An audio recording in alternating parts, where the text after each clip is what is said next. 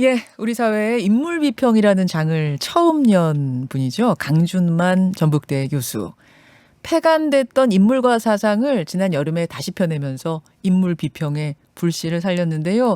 저희 뉴스쇼에서도 계절마다 한 번씩 개간 강준만으로 만나고 있습니다. 지난 1호에서는 여권 인물 비평을 내놓았다면 이번 2호에서는 야권 인물 비평이 주를 이루었습니다. 전북대학교 강준만 명예교수 지금부터 직접 만나보죠. 강준만 교수님 안녕하세요. 네, 안녕하세요. 강준만입니다. 예, 지난 한 계절도 잘 지내셨습니까? 네, 덕분에 아주 잘 지냈습니다. 자, 이번 호도 제가 이렇게 읽어봤는데 뭐 어떤 분석은 전적으로 동의하고 또 어떤 면은 좀 다른 생각이기도 했습니다만 네. 분석 자체가 너무 흥미로워요. 한번 고맙습니다. 지금 이제부터 하나하나 좀 그 분석을 나누어 볼 텐데 이번 2호에서는 그때 약속하셨던 대로 야권 분석, 야권 비평을 주로 하셨어요. 네. 특별히 더 주목한 사람이 이준석 대표 그리고 홍준표 의원. 네. 왜입니까? 제가 원래 그 두 분을 이렇게 골랐던 게 네. 우리의 전반적인 정치 비평, 정치의 저널리즘에서 제가 아쉽게 생각했던 게 예. 진보 쪽에 오해가 심해요. 그 두 분에 대해서. 진보에서 유독 오해하고 있는 인물을 꼽으라면 두 사람이에요? 그렇죠. 어. 정확하지 않다는 거죠. 그러니까 우리가 진보와 보수가 서로 말로 싸우고 비판하고 공격을 하더라도 네. 가급적 정확성이 높아지면 거친 방식으로나마 소통이 되거든요. 예. 그래서 제가 그 점이 조금 있지 않나 싶어서 일단 두 분을 먼저 택했죠. 먼저 네. 이준석 대표부터 좀 보겠습니다. 예. 발칙하다고 표현하셨어요? 발칙하다? 네. 이거 어떤 면을 보시는 겁니까? 좋은 의미로 썼어요. 아하. 가령 이제 대기업이라든가 또는 뭐 군대 가서 높은 분을 뵙게 됐을 때 말단 사원이나 일등병이 질문을 허락한다고 해서 당돌한 질문 던지기가 어렵지 않습니까? 어렵죠. 못하죠, 감히요. 그렇죠. 근데 이준석 대표가 그 역할을 많이 해왔다는 거죠. 그래서 일단 저는 이제 그걸 긍정평가하는 의미에서 발칙하다. 말하자면은 기존의 정치판을 뒤집을 수 있을 것 같은 뭔가 변화시킬 수 있을 것 같은 그런 의미의 발칙함. 그렇죠. 그게 사실은 당대표 경선에서도 통한 거잖아요. 그렇죠. 예. 그렇죠. 예. 근데 그렇게 돌풍을 일으켰던 이준석 대표에게 처음 브레이크가 걸렸던 지점은 정글 보수주의자 아니야? 이제 이런 비판이었어요. 예. 이준석 대표는 마치 정글처럼 그러니까 약육강식, 무한경쟁, 능력주의 이런 걸 너무 선호하는 거 아니냐. 배틀을 시키다니 다시 무한경쟁 시키다니 너무한 거 아니냐 이런 비판. 근데 강준만 교수님은 좀 다르게 보셨더라고요. 네, 전 좀 전혀 다르게 보죠. 어허. 저 그 비판을 보면서요. 예. 뭐 솔직히 좀 죄송합니다만 좀 웃었어요. 왜요? 아니 교수님도 능력주의, 능력 우선주의, 무한경쟁 이런 거 싫어하시잖아요. 비판하죠. 예. 비판하는데 예. 우리 조금 솔직해지자는 거죠. 그 능력주의 비판하는 진보적인 분들 계시잖아요. 예. 저도 포함해서 하는 이야기입니다. 예. 그분들을 뭐라 그러는 건 아니에요. 치열한 능력주의 경쟁을 통해서 지금 그 자리에 계신 거거든요. 그리고 그분들 자식 교육은 똑같이 또 시켜요. 그렇게요. 우리 다 봐왔지 않습니까? 그렇죠. 좀 위선적이라는 거죠. 그러면 우리가 이 능력주의와 치열한 경쟁의 문제에 접근할 때에 예. 나도 그렇게 살아왔고 내 주변 사람들도 다 그렇게 살고 있고 이걸 바꾸는 게 너무너무 힘들구나.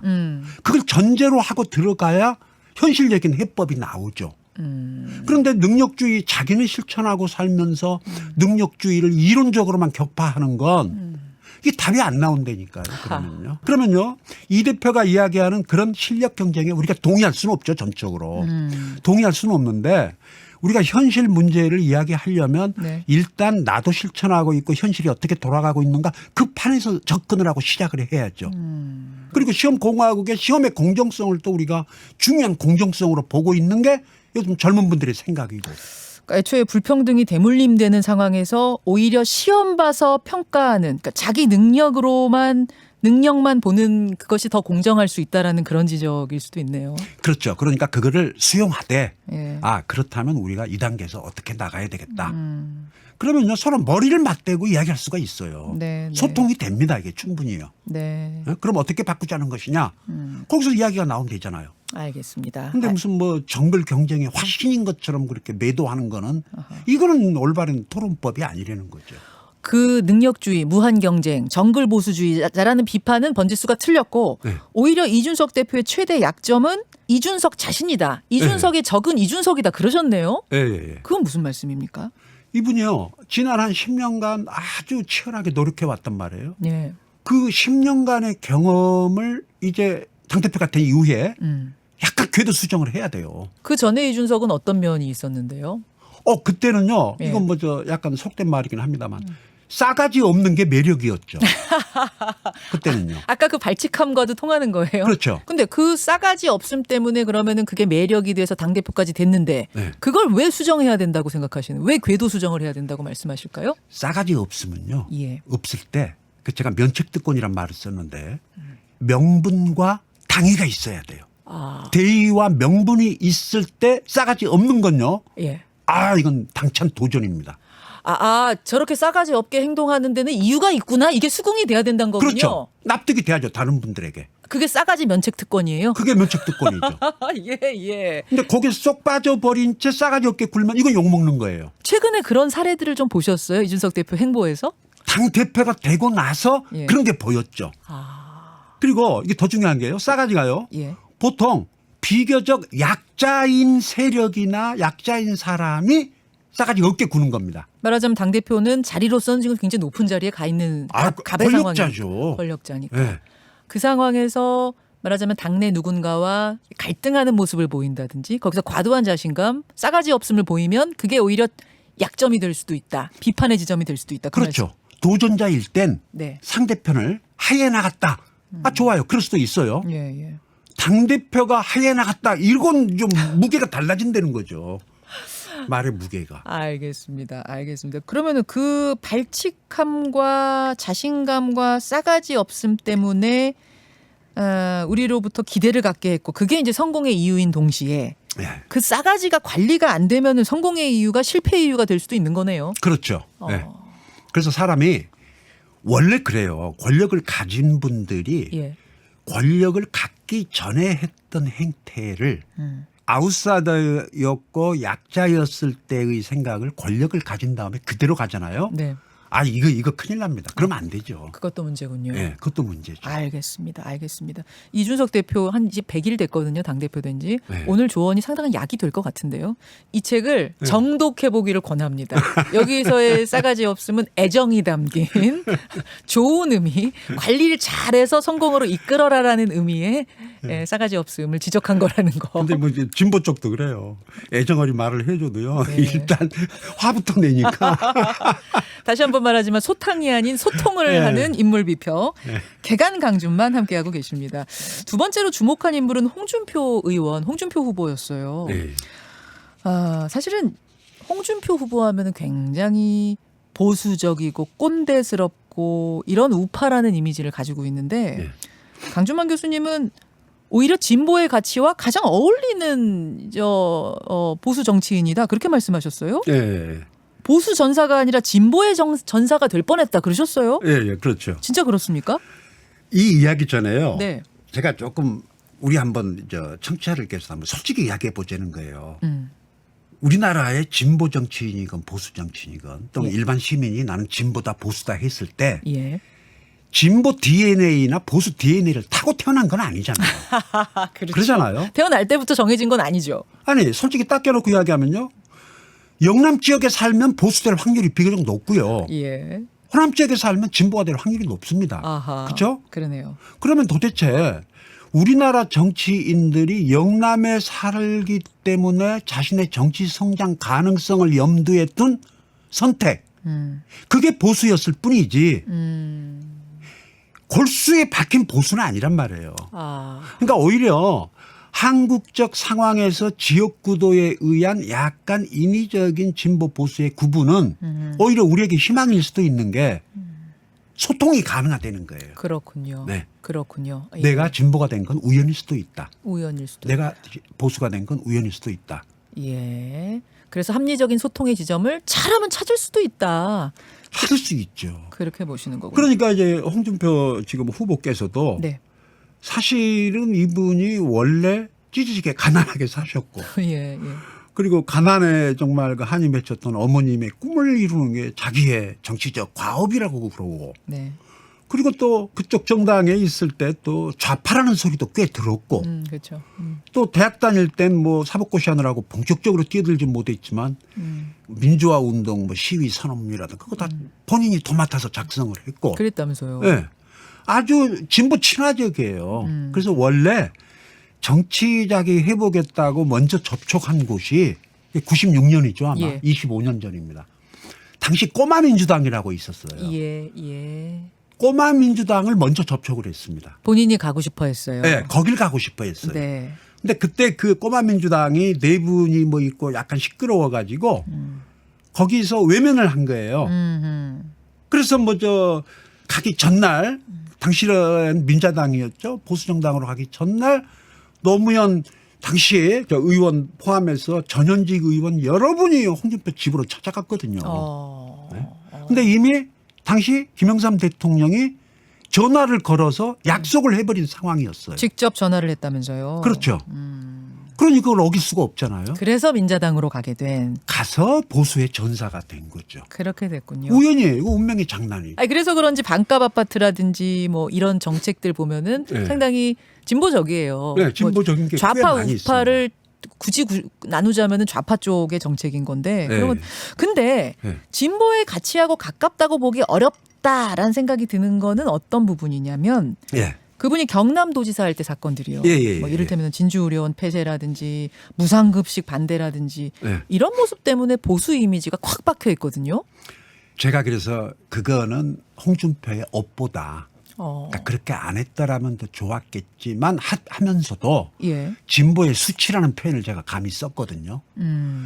그 사건을 가만히 이렇게 들여다보면요. 네. 그 책임지지 않고 폭탄 돌리기 하는 진보의 모습이 드러나요. 거기서요. 그게 무슨 말씀이세요? 공공의료원 살려보자. 아이들 가난한 아이들 뭐 밥 주자 하는 건데 거기에 왜 그런 게 있어요? 자 보세요. 예. 당시 그 공공의료원 문제가 또 그때 당시 하여튼 누적 적자가 한 279억. 아무도 그 문제를 해결하려고 나서질 않았어요. 매년 수십억 적자가 나요. 예, 예. 그러니까 폐쇄하자? 여기 동의할 수 없죠. 없지만 그러니까 폐쇄하자는 말에도 논의해 볼 가치는 있겠구나. 아하. 차분하게 이야기할 수 있잖아요. 예. 무상급식도 그래요. 이분이 밥하고 공부 사이에서 공부를 택합니다. 그러니까 밤 무상급식할 돈으로 교육 자재라든지 교육 공부하는 데에 더 쓰자는 거예요. 이분이. 그 주장이었어요 그때. 그 주장이었죠. 얼마 전에 자기가 만들었던 그 서울에 있는 학사 거기 방문했잖아요. 예, 예. 그리고 자기가 생각할 때에 밥을 그렇게 굶으면서 오늘날 자기가 된 건 교육의 힘이라고 믿는 거예요. 이분이. 찌질이 가난했을 때. 예. 그러니까 개천에서 용난다라는 이 어떤 슬로건을 우리나라 정치인들 대부분이 믿잖아요. 네. 그런데 이 신념이 가장 강하고 실천력이 강한 분이 이분이란 말이에요. 그러면 야 밥이 우선이지 공부가 우선이냐라고 이 제기를 할 수는 있어요. 비판할 수는 있어도 그때 당시 나오는 비판들 보세요. 뭐 거의 뭐 인간 취급 안 해버리거든요. 거의 악마화. 네, 악마화하는 했었죠. 데에 그 두 사건이 결정적인 영향을 미쳤죠. 근데 그런 의도였다면 네. 꾸준히 좀 진득하게 홍 지사가 설명을 했어야 되는데 네. 그 당시 저는 이제 기억나는 게 뭐 개가 짖어도 기차는 간다 이런 얘기를 이제 시의원 앞에서 면전에서 한다든지 굉장히 버럭하는 모습을 보였단 말입니다. 그러면서 설득의 문이 아예 닫혀버렸거든요. 대화의 문이 닫혀버렸거든요. 어떻게 보세요? 그러니까 제가 그 지점을 이야기를 한 거죠. 당신 뭐 이게 죄송합니다만 표현이 당신이 대통령이 되고 싶은 마음이 있는 거냐 없는 거냐. 있다면 예. 그렇게 하면 속은 시원하고 또 뭐 일부 좋아하는 분들은 또 그걸 반길지 몰라도 그건 아니잖아요. 정말로 보통 사람들도 분기탱천할 그런 이슈에 대해서 욕을 해도 좋아요. 예, 예. 그럼 또 이상하게 유권자들이요. 야 정말 옳은 말 했다. 시원하다. 네. 그런데 그건 그게 아니잖아요. 명분이 없어요. 대의가 없어요. 예. 그래서 명분과 대의가 있느냐에 따라서 독설이건 막말이건 평가가 달라지는 것이지. 근데 이제 우리 인간이 아무래도 인간관계에서 누가 자꾸 자기 화를 나게 만들고 그러면 버럭해서 나간단 말이에요. 맞아요. 그거는 눌러야죠. 근데 이제 홍준표 후보가 지사할 때하고 지난 대선 때 예를 우리가 들었는데 네. 요번에 경선에 임하는 모습 보면서는 어떠세요? 좀 변했어요? 그대로예요? 이렇게 조금 시원한 말을 이렇게 하더라도요. 네. 그 의제를 골라서 차별화하는 게 조금 달라진 것 같은 느낌은 제가 받았어요. 아, 그래요? 네. 알겠습니다. 오늘은 이제 이준석, 홍준표 두 사람에 대한 인물 비평을 들었는데 강준만 교수님, 네. 이제 대선 5개월 앞으로 다가왔거든요. 네. 어떤 화두가 그 대선 테이블, 토론 테이블 위에 올라야 된다고 보십니까? 제가 조금 듣기 거북해 하실 말씀을 좀 해야 될 것 같아요. 어떤 얘기일까요? 우리는 다 정치에 대해서 이야기할 때요. 예. 정치권, 정치인에 대해서만 비판하거든요. 아, 근데요, 우리 현실을 보자고요. 정치권, 정치인들이 유권자들과 상호작용을 안 하나요? 그분들이 눈치가 귀신이고 백단인데 유권자들이 무엇을 원하는가에 따라서 달라지지 않을까요? 맞습니다. 그러면 유권자들의 문제는 없느냐는 거예요. 우리의 문제는 없는가? 네. 우리 자신도 성찰해야 할 지점이 있다는 거죠. 예. 그건 뭐냐? 선거를 전쟁으로 보는 거예요. 정치를요. 이길 후보 밀어주잖아요.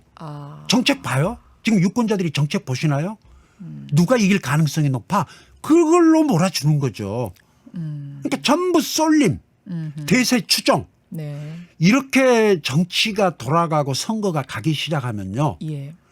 이 영향을 받는 정치권에서 예. 정책 중심의 캠페인을 할 수가 없습니다. 아, 승자 독식을 어떻게 해서든지 이것을 완화시키는 방향. 아, 승자 독식 때문에 지금 전쟁이 일어나는 거거든요. 우리 사회가요. 네. 협치가 안 되거든요. 네. 승자가 다 모든 걸 다 가져가니까. 모든 걸 다 뺏기는데 이분들이 무슨 뭐 이성을 갖고 국민을 생각하고 제대로 된 무슨 뭐 이렇게 서로 경쟁을 하겠어요? 죽자 살자 판인데 그렇죠. 승자 독식에 문제가 있는 것 같아요. 아, 그래서 저는 예. 승자 독식의 문제를 어떻게 우리가 이거를 극복을 해 나갈 것인지 그 이야기가 조금 토론회에서 좀 중요하게 다뤄졌으면 합니다. 그러니까 우리 정치권의 승자 독식 문화를 깰 수 있는 어떤 방안, 네. 시스템에 대한 논의가 좀 있었으면 좋겠다는 말씀. 그렇죠. 알겠습니다. 대선 후보들 지금 듣고 계시면 진짜 이 부분을 유념해서 대선 토론 테이블 위에 올려주셨으면 좋겠습니다. 전북대학교 강준만 교수와 함께한 개간 강준만, 다음 계절에 그럼 뵙겠습니다. 예. 오늘 고맙습니다. 네, 감사합니다. 예, 개간 강준만 전북대학교 강준만 교수였습니다. 김현정의 뉴스쇼는 청취자 여러분의 참여로 이루어집니다. 트위터, 페이스북, 레인보우 게시판, 그리고 단문 50원, 장문 100원의 유료 문자 샵 1212, 우물정 1212 통해 참여하실 수 있습니다. 김현정의 뉴스쇼, 여러분과 함께 만듭니다.